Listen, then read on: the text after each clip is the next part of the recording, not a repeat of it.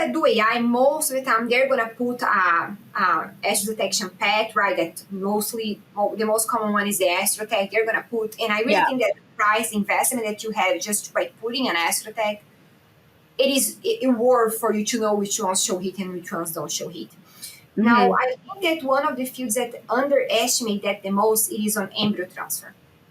Now, you are working with so many variable embryos. No, embryos are very expensive. It's the best genetic that you can have. You pay expensive. And sometimes they don't monitor the heat because they're going to do the embryo transfer 7 days later, right? So they just do a regular protocol and they transfer on the ones that have a CL, a corpus luteum, right? Right.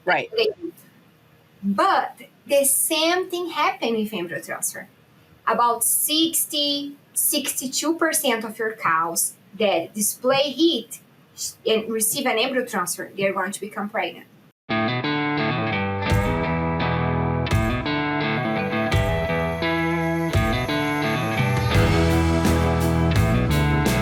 Welcome to the Beef Podcast. I'm your host, Brandy Buzzard, and it's my pleasure to bring you the latest trends and issues from the best and brightest minds in the beef industry. Today, we're joined by Dr. Cecilia Rocha, Assistant Research Professor in Livestock Systems in the Division of Animal Sciences at the University of Missouri. Dr. Rocha earned her DVM from the Santa Catarina Federal University in Brazil and her master's from the University of Sao Paulo in Brazil, and went on to earn her PhD in animal science from the University of Florida. The focus of her laboratory is to develop estrus synchronization protocols and understand the events that happen during early pregnancy, aiming to reduce pregnancy loss in beef cattle.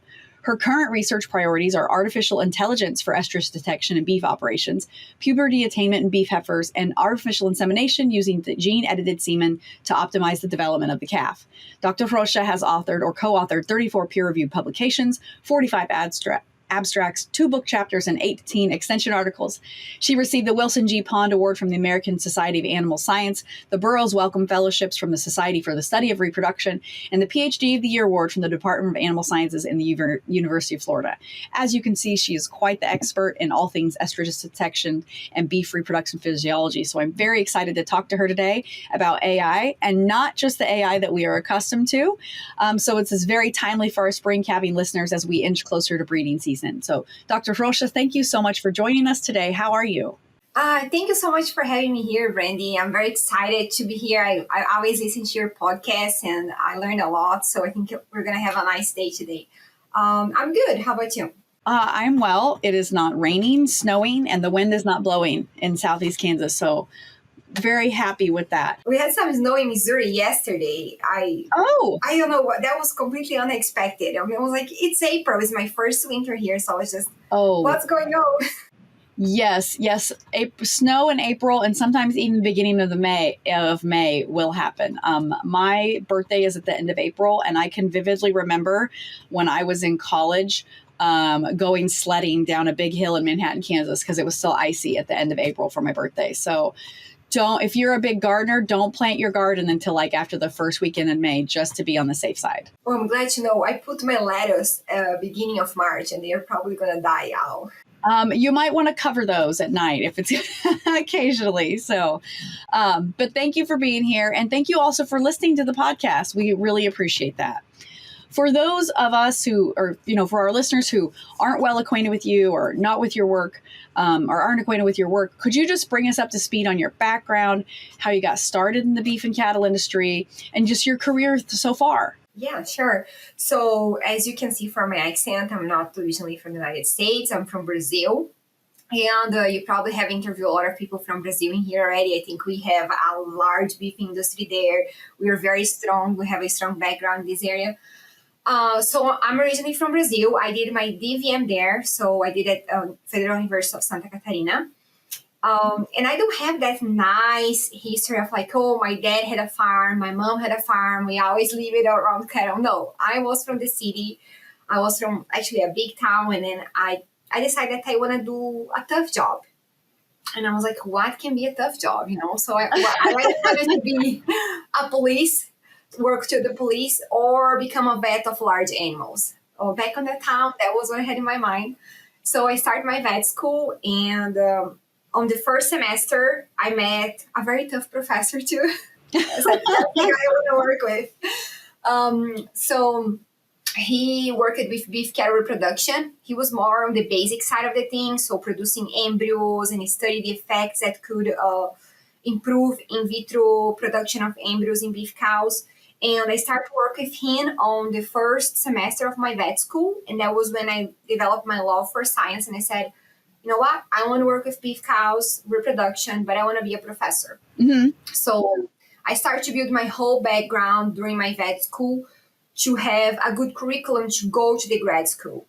And at the end of my vet school, I already had like paper publications. I had a lot of abstract presentations and attend a lot of conferences. So I went and I did my final internship, because when you do your vet school in Brazil, you need to do 6 months of internship with like hands-on activities, right? Oh, okay. Yeah. So I did this last 6 months at the University of São Paulo, where I met my master's advisor. So I went there, I worked with him, he liked me, I liked his research area, which was back in the time Dr. Guilherme Pugliese. Okay. And then we worked, he invited me over to do my master, and I started my master in 2017 in beef cattle reproduction. But then I moved more to the applied side of the things. So Okay. I work a lot with Doppler ultrasonography. And for those of you that are not familiar, the Doppler ultrasound is like a regular ultrasound that you put on your cattle, but it gives you in color signals the blood flow of any structure that you put. So it has red and blue color, and that's telling you how much blood is coming to that organ or to that tissue. Oh, wow. That's very cool. Yeah, it's very nice, and it was a cutting edge research back on that time. I mean, 2017. So we were using that to look at the blood perfusion of the corpus luteum. So the corpus luteum is a structure that is creating the ovary after the ovulation of the cow. Mm-hmm. And we were able to see, so the corpus luteum is responsible to produce progesterone, right? And progesterone, for those of you that don't know, and if you want to remember for the rest of your life, you just need to remember progestation, right? So progesterone is the hormone of the pregnancy. I like that word trick. I wish someone had told me that when I was in my advanced repro classes. Progesterone, progestation. I will never forget that now. Yes, every time I'm teaching someone, I say progesterone is progestation, right? So it's the hormone that's responsible for the pregnancy and is produced by the corpus luteum. So back on that time, we would look how active was that corpus luteum or how functional it was, which means it was producing more progesterone by the amount of blood flow, right? And then we use that as a technique for early pregnancy diagnosis. So nowadays with the B-mode ultrasound, that's the regular ultrasound, you can just do a preg check on your cows 30 days after AI. And we were able to using the Doppler to do 20 days after AI. So that, if you think of the estrus cycle of a cow is about 21 days, we were able to diagnose that the cow was not pregnant before she showed heat. Okay. And that's a technique that nowadays in Brazil, it's very common. It's not very common here in the United States, but there are some people that being studied that. I know that Dr. Pedro Fontes at University of Georgia, I have done some things, but it's the beginning of the technique here yet. Mm-hmm. But so it's what I did on my master, right? Then during my master, I moved abroad. I went to England, and I spent 6 months in England. Oh my goodness! I did. You've been all over. I've been all over. Yeah. I'm used to say that for 7 years, my whole life was just 2 luggages because I have to travel so much. Yeah. When I got to the United States, I was like, okay, now I can buy some pictures for my wall. I can have some decorations and stuff. So I moved to England. I did 6 months of my master in England. And there I worked more with the trying to find some biomarkers on the blood of the cows that also could be used as a pregnancy diagnosis. Mm-hmm. And I was also more thinking about the United States system, other systems because in Brazil, we have a lot of vet schools. So vet service is very easy to find, and you can do this Doppler ultrasound very quick. It's easy, it's cheap. Now, here in the United States or in Europe, it's not very easy to find vets, and it's an expensive service.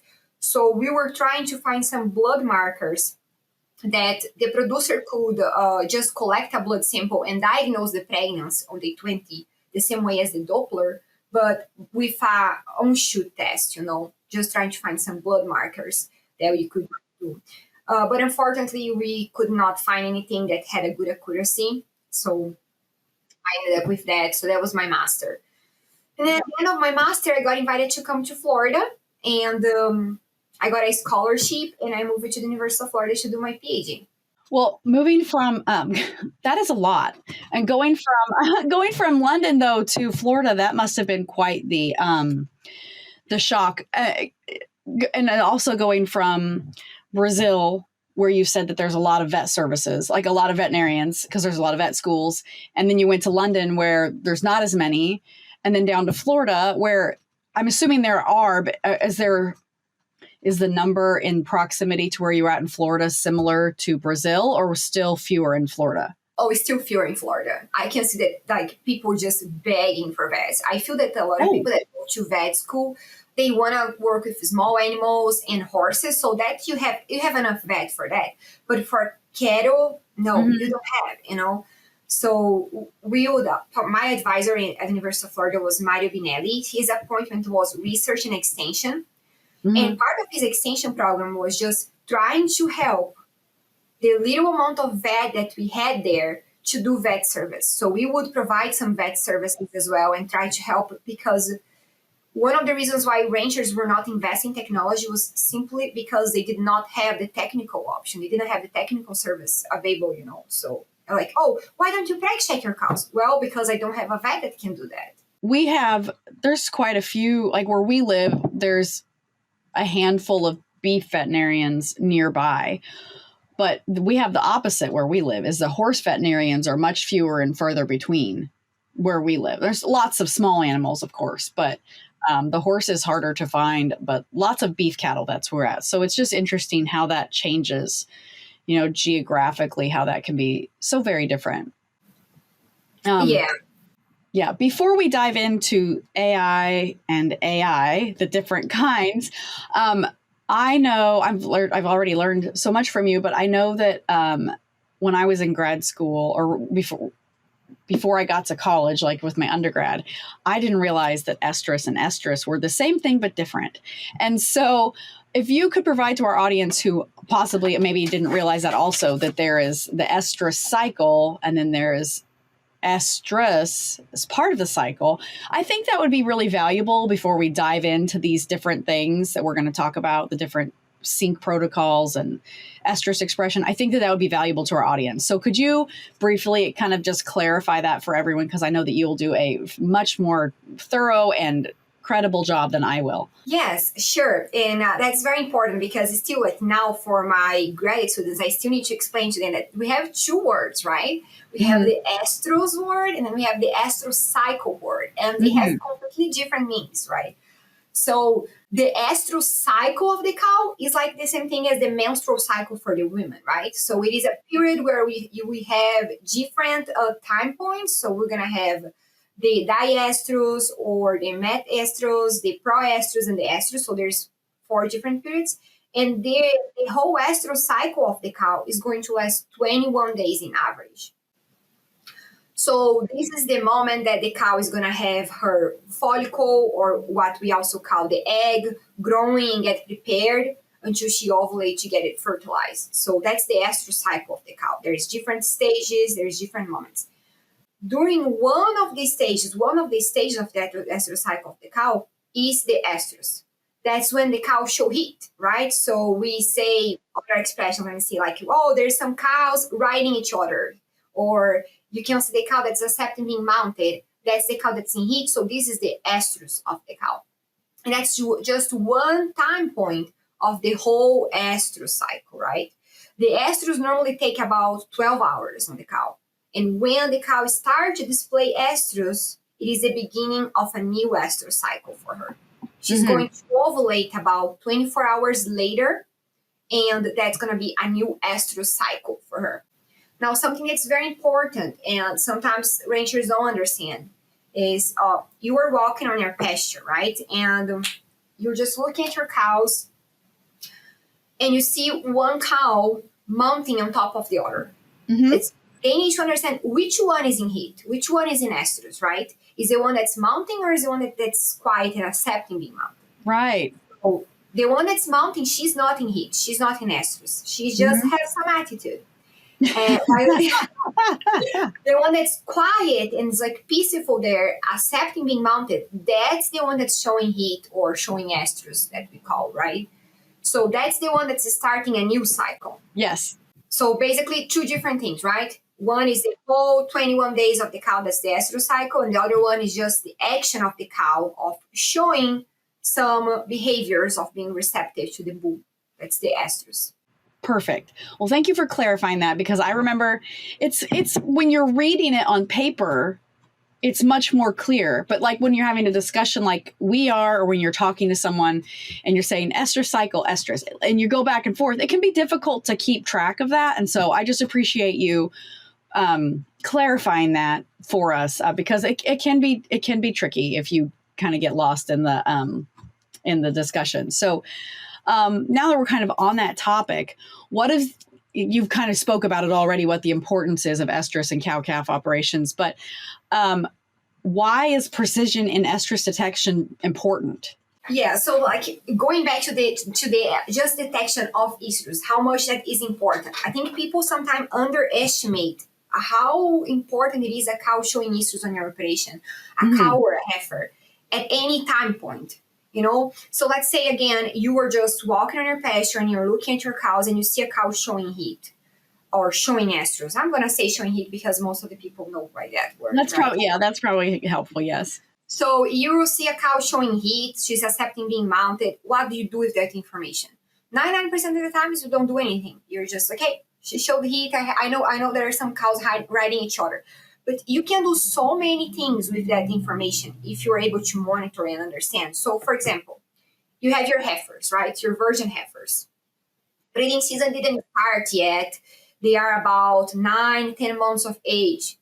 If you see some of those heifers already showing heat, those are the heifers that you want to keep in your operation, because that means that heifer is already cyclic. While some heifers are not pubertal yet, so they are not ready to be bred. So if you're riding around your heifers and you see one showing heat before the breeding season starts, keep track of that, because that's a heifer that you want to keep, right? Or if you are 60 or you're 30, 35 days postpartum on your calving season and you see one of your cows already showing heat, that's also a cow that you want to keep on your operation. Keep that in mind, because she already returned your cyclicity 35 days postpartum. And some people just ignore when they see that, right? No, so she's fast. right? Ready to go, yeah. They just consider heat important when they're doing an artificial insemination. That's the only moment. And not even that. Sometimes they don't even care about that on that moment. Now, another moment that's important. Let's say you're during the breeding season, right? Your cows are with bulls. And you're seeing cows showing heat and the bull is not mounting her. Well, there is something wrong with your bull, right? Or even if you took out your bull and she's showing heat, that means that she's open, right? Mm-hmm. So there's so many good information that you can take out from monitoring the heat of your cows that sometimes people underestimate. But my favorite one is, I always joke with the ranchers, because on the position that I am right now at the University of Missouri, I have extension and research. So when I do a lot of on-farm research, I go to the ranchers on the day of AI, and we always put the estrus patch, the estrus detection patch, and I can see how many cows showed heat, how many cows did not show heat. And I say, do you want me to tell you what's going to be your pregnancy by artificial insemination before I even preg check? I can tell you just by looking how many cows show heat. And I'm like, oh, that's impossible. I said, well, if your seeming is fine, you don't have any problem with seeming, you don't have any problem with your AI technician, you have a good AI technician, your cows are in good body condition score, you can calculate that 60% of your cows that show heat are going to become pregnant, and 20% of your cows that do not show heat are going to become pregnant. So you just calculate that percentage, and that's what you have. I've never heard that before. 60% of your cows that show heat will become pregnant, and 20% of your cows that don't show heat will become pregnant. Exactly. Our audience can't see me, but you can. But I've been like writing notes while we've been recording this of all the things that you've been saying. So I'm adding that to my little scrap of paper here. 60% of showing heat, 20% non-showing. I'm going to have to like do the math on that on our herd and look at that. I'd never heard that before.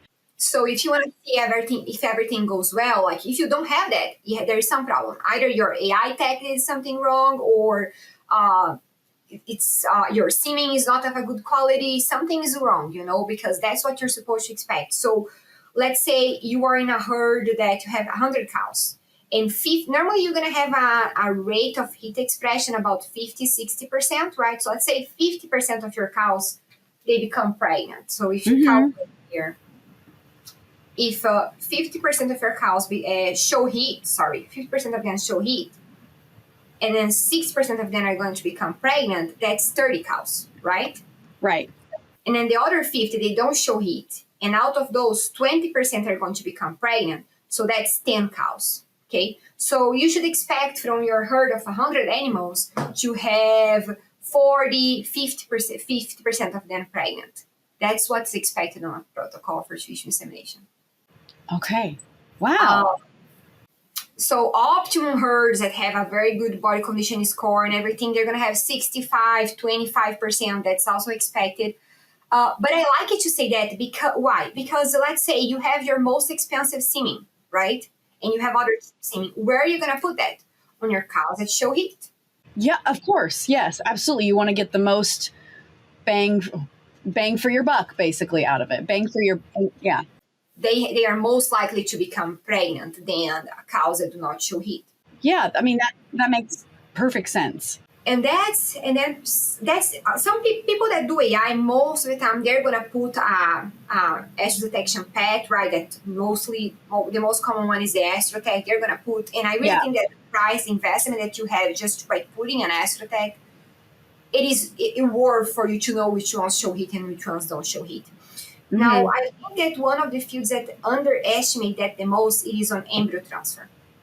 Now, you are working with so many valuable embryos. Embryos are very expensive. It's the best genetic that you can have. You pay expensive. And sometimes they don't monitor the heat because they're going to do the embryo transfer 7 days later, right? So they just do a regular protocol and they transfer on the ones that have a CL, a corpus luteum, right? Right. But the same thing happened with embryo transfer. About 62% of your cows that display heat and receive an embryo transfer, they're going to become pregnant.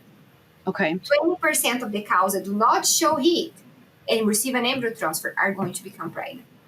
Mm-hmm. So if you had just a tag on your cows now, right, on the tail to see which ones show heat or not, you can also transfer the most expensive embryos to them. Yes. That makes perfect sense when you break it down like that, for sure. And I didn't talk about the precision, right? I just talked about the Estrus and didn't talk about That's precision. Okay. You can talk about, you can do the precision. We can talk about precision. I also wanted to talk about if there's a variation in expression of estrus among cows. That's a tough question, because in dairy cows, there is a lot of studies trying to understand that. Mm-hmm. If the way that the cow expresses heat, her behaviors during the heat expression are going to affect the pregnancy. Mm-hmm. And yes, they found that there is a difference in expression. So mostly when you measure with artificial intelligence devices like pedometers or accelerometers, mm-hmm. it's easier for you to see difference in behavior because there is a computer monitoring 24 hours a day for you what the cow is doing. And they see that cows that they have a more, let's put this way, a more active heat. So they walk more, they accept being mounted more. Those cows, they are more likely to become pregnant. Okay. Now, in grazing beef cows, that's much harder to do, right? Okay. Because you basically need to stay 24 hours on the pasture, looking at the heat signs. And 90% of the times that pasture does not have a light on, those cows are wild. They are running away from you. Yes. So it's a little bit harder to understand. But we did some studies like that at the University of Florida during my PhD. And we are also running some studies here at the University of Missouri now. And I have some preliminary data that I can share with you on what we have observed. It looks like that for the grazing beef cow is a little bit different. There are differences. There are some cows that are going to be more active. They accept more to be mounted. They walk more. They stop to eat more because they are just focused on showing the heat. And there are other cows that are going to be less active. They're going to be less receptive. But it looks like that different than the dairy cow, what we see is the opposite. So grazing beef cows that are less active, that they show heat, but that heat is not very intense. They still eating, they walk, but they don't walk too much. They accept being out, but they don't accept being out so much. Those are the ones more likely to become pregnant. So it is associated with pregnancy. It is associated with pregnancy for sure. Now, it looks like that in the dairy cow, that's a cow that's confined, that she doesn't spend a lot of energy, as much activity she does, better it is for her pregnancy. But for the grazing beef cow, is the opposite. We want her to don't spend too much energy, to show heat, but not so intense, because then otherwise she's going to spend too much energy, and that's not going to be good for her pregnancy. Right. So to answer your question, yes, there is variation among cows on estrus expression. Just by on your eyes, it is hard to detect this variation in grazing beef cows because you are not monitoring them 24 hours a day. And this variation is associated with pregnancy. So we can go back to your precision, because earlier I asked you why is precision and estrus detection important? And you were giving me that wonderful formula, the ratio. But do you want to expound upon the precision part? Yes. Okay. So probably most of people that hear to the podcast, they are familiar with, for example, using split time DI or synchronization protocols, Estrus synchronization protocols, where you are going to do AI based on heat. And there is a reason for that. It's just to increase your precision on heat expression, right? So you're going to try to do your artificial insemination as close to the time that the cow show the heat as possible. Mm-hmm. But again, when we're talking about beef cows that are in a grazing system, this is very hard, right? Because from 10 p.m. until 6 a.m., you are sleeping. You are not checking heat. And so let's say that you go to check your Estrotech patch score, if it's activated or not at 9 p.m., which is very rare. Not all the ranchers are going to do that. Most of them are going to go the last time at 6 p.m. But let's say that you are a very nice rancher and you invest in technology and you go at 9 p.m. and you're going to check. And the patch is not activated, right? Then you go at 6 a.m., check again, and the patch is activated. When that patch was activated? At 11 p.m. or at 4 a.m.? You don't know. Mm-hmm. Right. That's like hours and hours of difference. So when I was at the University of Florida, we were doing a very intense study, and we were like, we need to be precise. Because this study, we always did everything based on heat. So like we can't just don't know what time the heat was happening. Right. So we implemented in our cows one thing that's what we call accelerometers. Okay, so they are back on that time, they were a collar that you put on the neck of the cows, and that collar monitored during the 24 hours of the day the rumination of the cow and the activity of the cow. Yes. So every time the cow had a peak in activity and a drop in rumination, that cow would be considered in heat. Okay. Those accelerometers, they were known to be used in dairy operations, but we decided to take the risk and validate it for beef cows and do that. Well, so then when you have the accelerometer, you don't have to go to the pasture all the time, because you have monitoring for you 24 hours a day when that cow is displaying heat. Yeah. And we saw, I don't have the numbers on top of my mind right now, but I think it was like about 40% of the cows that we would see the Estrotech activated, which means out fluorescence at 6 a.m. They actually show heat at midnight, 11 p.m. Yeah. So then what we decided to do was back on the time we were using embryo transfer and not artificial insemination.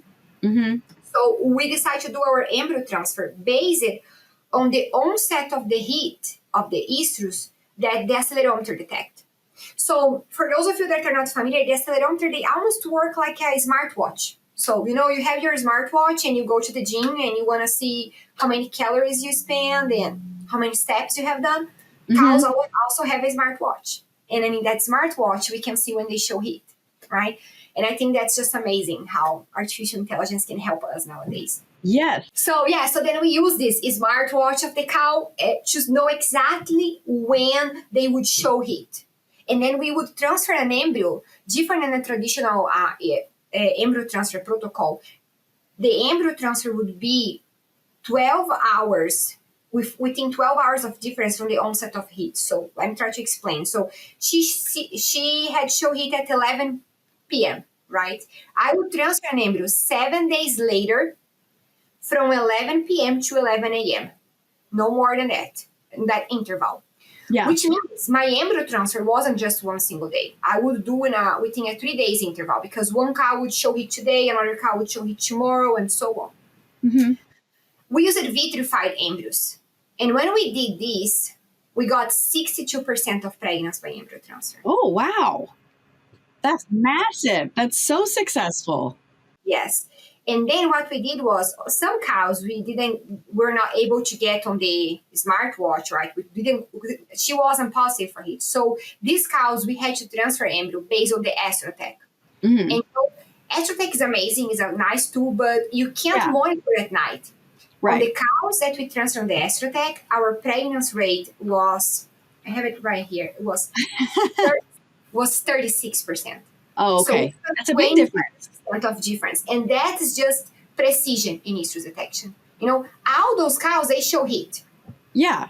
All those were positive for heat. But in one group, we transfer exactly based on when she starts showing heat, using the accelerometer or smartwatch, as you want to call it. While the other ones, we didn't have too much precision, because we had to think, right? We had a life. Right, yes. So we dropped the pregnancy by 30% just by not having a precision on estrus detection. So it is important to detect heat, but when you want to have good results, you need to also have precision. So that's why I tell ranchers sometimes, if you don't want to invest in artificial intelligence, you got to go to the pasture at least 4 or 5 times a day to be sure when that cow starts showing heat. Right. So that when we're speaking about artificial intelligence, we're using that in reference to the accelerometer, the smartwatch, correct? Mm-hmm. Yes. So are there other ways that you see that artificial intelligence can be used in breeding strategies, estrus sync, things like that? Are there other ways that you see that could happen? Yes, I think there is so many ways that can happen. So now I think in the industry, we have 3 types of artificial intelligence that we can use in beef cows. The pedometer, which basically, it is literally, in this case, it's a smartwatch. You just put on the arm of the cow and you let her there, and it's going to just count the number of steps. And then you assume when she's walking too much and she's in heat. We also had some other thing that's called a heat watch.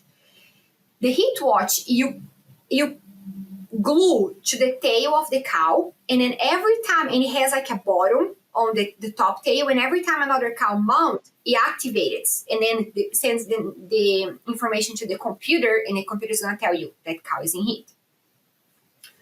So those two, they are very good tools to detect heat, to detect when the cow is in heat, basically. And then we have the accelerometers. Well, the accelerometers, they monitor rumination and activity. So those are secondary signs of heat, right? So that it is when the cow is in heat, she's going to first accept being mounted, and then after a while, she's going to increase her activity because she wants to be mounted by other cows, and she's going to stop her rumination because she doesn't want to eat. She just wants to have other cows riding her, right? So those are secondary signs of heat. In the accelerometer, I think there is more advantage to that, because a cow doesn't stop ruminating just when she's in heat. A cow stops ruminating when she's about to calve, so you can monitor your calving moment. A cow stops ruminating when she's sick, so you can also monitor when you have cows that are sick. And I think that the new technologies, they also are able to monitor temperature and panting behavior. So when you have a cow in heat stress, or when you have cows that are with fever, you can monitor that too. So their whole claim is that you were able to detect a disease that's happening in the cow or the calving moment earlier than you would be able to see with your eyes, for example. Right. And then we have the last thing that is not, there is nothing to do with artificial insemination. That's the virtual fences, right? That's another artificial intelligence technology. That's very Yes. Oh, yeah. And yeah. I mean, they are all new things. So when you think about it, is a lot of investment, but it is a long-term investment that might help the rancher to monitor better their herd. Yeah, I think there's a lot of opportunities with virtual fencing for like rotational, like if you're on a rotational grazing program and you're trying to keep cattle off of a certain part of a pasture, like a riparian area, or you really want cattle to go graze this one particular area to help get some of the, an early forage grazed before it gets too rough or something like that. I think there's a lot of value there, an opportunity there for virtual fencing. And I've never thought of it being a form of artificial intelligence. I mean, it is. I've just never thought of it that way. And the same goes with the pedometers and the accelerometers that you were speaking about. I never thought of those as a form of artificial intelligence, but it is. That's exactly what it is. So that's all just so fascinating to hear those different ways. And I cannot get over the ratio that you were sharing about the 60% of the cattle that show heat and the 20% that don't show. I will not forget that anytime soon. I just love that. It's time for our famous three. Everyone knows vitamin D affects bone formation, immunity, and growth. What everyone doesn't know is research shows cattle don't get enough vitamin D. High D from DSM Firmenich optimizes health and growth with a more bioavailable form of vitamin D. And data shows high D fed heifers weighed over 8 pounds more at weaning. Don't let your cattle be vitamin deficient. Meet the growing needs of your herd year-round with high D. Learn more at dsm-firmenich.com/hy-d. We have reached the point in the podcast where we ask the same I ask the same closing questions to each of our guests. And I did give Dr. Rocha these in advance so that she could think about them. So the first one is, what is your favorite beef or cattle related resource? It could be a book or a person, a website. It could be could be a coworker, a TV show. What's your favorite beef or cattle related resource? I, as I said to you, I listen to this podcast very often, and I know that Dr. Angela Gonella told about the Beef Reproductive Task Force, which is a very good resource. And I work with beef cattle a lot in reproduction, so I like that. But, we're in a new era right now where there's so many fake news about the beef industry. We are under so much scrutiny and attack that we are the whole reason of greenhouse effects and so on. That There is one book that I read and I strongly recommend to everyone that's called Sacred Cow. Oh, yes. Yeah, it's one of my favorite books, and I think it makes you understand the whole beef industry. It's not just about reproduction, because at the end, if you want to be productive, it's not just about reproduction or nutrition, it's everything together. So I strongly recommend everyone to read that book. Yes, I have not read it, but I have seen like excerpts and like graphs and things like that. And I think it's just very fascinating. There's a lot of really, really good points in it that I've seen like kind of summarized, but it's on my to be read list, which grows longer and longer. Okay, so on the flip side of that coin, what is your favorite non-beef or cattle book or one you're reading right now? So I try to read a lot of like personal development books so I can be a better advisor and a better professional. I don't know if it's working. Let's see. And my favorite book is called The Originals. So I don't know if you've ever heard about it, but it's a book where they explain, got most of the famous people that became like very influential and rich, like the guy that invented Microsoft, for example. And they explain that those people, they are not just someone special.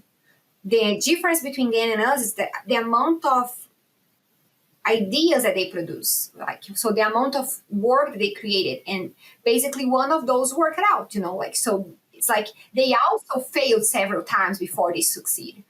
So I think that's very important. It teaches you ways to be creative and to have nice ideas, and I think that's one of my favorite books. I think that's just So important, the different ways that we achieve things. And I don't read a lot of books like that because they tend to make me feel like I'm not succeeding enough in life. And so, but I do admire people who read those and take a lot from them and can apply that. And so that's one I'll have to put on my Amazon, like, the save for later list. So the save for later, the read list. So thank you for sharing that with us. And I think that's really admirable that, you're reading to make yourself better for other people. I think that's a lot of value in that. Yeah, I think I got where I got just because I had some amazing advisors guiding me. I never had any problem with any advisor. They were always amazing people. And I want to be this person for my students as well. I think that's really important. Not every advisor thinks like that. Not every professor is that way. And so that's just really valuable. And I hope that your students appreciate that, the effort that you're putting in. Okay. And so the last one is, when you think of someone you admire or look up to, what is a characteristic they possess that's led them to be successful? And again, it doesn't have to be, you don't have to tell us the person if you don't want to, just the characteristic. Well, I think that the person that I admire the most now, it is my PhD advisor. My PhD advisor was Dr. Mario Binelli. And I really admire his empathy to try to understand that no one is the same, like my level of productivity, your level of productivity is different. The way that things work are different. Some people like to work in the morning. Some people like to work in the afternoon. And he probably doesn't remember that, but I will never forget. He gave me a task one day. It was a huge experiment to run. And he always said, Cecilia, this is the experiment of my life, so you better do it right. And I was the leader of the experiment, and I had, 20 people under myself. And then I came to him and said, how do you think I am at delegating functions? How do you think I am as a leader? I want your advice. And he said, I think you are just not delegating it well. You're just still doing everything by yourself and not letting people taking the lead. And I said, I'm sorry, but I just think that people sometimes are not very proactive. I was expecting them to be more proactive. And then he looked at me and said, Cecilia, proactivity is something very relative. And I was like, really? And he was like, yeah, what you think is be proactive, some people think it's being invasive. Other people think that they shouldn't do because it's impolite. So you need to understand that every people function in a different way. And that just stick with me for the rest of my life. And I'm like, yeah. So I always admire his empathy. He's an amazing human. And he understands that people function different. And that's very important. That is so valuable to think, proactive, because empathy is really important, putting yourself in other people's shoes. I think that's vitally important. And I think that in agriculture, we maybe need to improve upon that a little bit. But to think about that proactivity looks different for other people because they don't, what you just said, they don't want to seem too forward or something. I had never thought of it that way. What a wonderful mindset to have. Yeah. I didn't have anything to answer to him. I was just, yes. Now I understand. Now everything makes sense. Absolutely. Well, you have to share the episode with him so he can listen to the nice things that you said. Well, thank you so much for joining us today, Dr. Rocha. That is all the questions that we have, for time allotted. I could sit and talk to you about AI and Estrus Sync and, artificial intelligence and the other artificial insemination, both AIs. We could talk about that for a long time, and we'll have to have you back on the podcast so we can talk about your advising and your teaching side of things that you do instead of just the research part, because I know that you have a wide variety of responsibilities. But before we get to that, if listeners have any questions for you or want to learn more about our discussion today, where can they do that? So there's several ways to reach me out. The first one is where I work. That's the research center here. We have a Facebook webpage. It's called the Southwest Research Extension and Education Center from University of Missouri. So you can go to the Facebook and you're going to always see news about myself and my research. You can also reach me out by email. My email is cecilia.constantinorocha@missouri.edu. And I just want to enjoy this opportunity to let everyone know that we are just launching right now this week a series of videos of 1 to 2 minutes. It's like a reels on Instagram, reels on Facebook. Oh, great. Where we're going to just talk about science. So every month I'm picking a paper that's relevant for the ranchers. And for 1 minute, I'm going to talk about the main finds of that paper and how they can use those scientific finds to improve their operation. So that's wonderful. So if you follow our Southwest Center page, you're going to be able to find those videos that are going to be released on the 10th of each month. And then you can hear more about my research there. That's wonderful. I'm putting that in for our listening audience who may not be on your computer or something like that. I have put those things in the show notes so you can scroll. I put the Southwest Research Extension and Education Center for University of Missouri, the Facebook there. And then they also have a website, and then you'll be able to look them up on Instagram soon. That's wonderful. And I also I typed in your email as West, Dr. Rocha, so people could reach out to you that way as well. So thank you for sharing that. Again, I just want to thank you for being here. I have really enjoyed speaking with you. I have it, you see my sticky note here. I have it down there with some of my notes. But thank you again for being here. And to our audience, thank you for tuning in. And we will meet you back here next week on the Beef Podcast.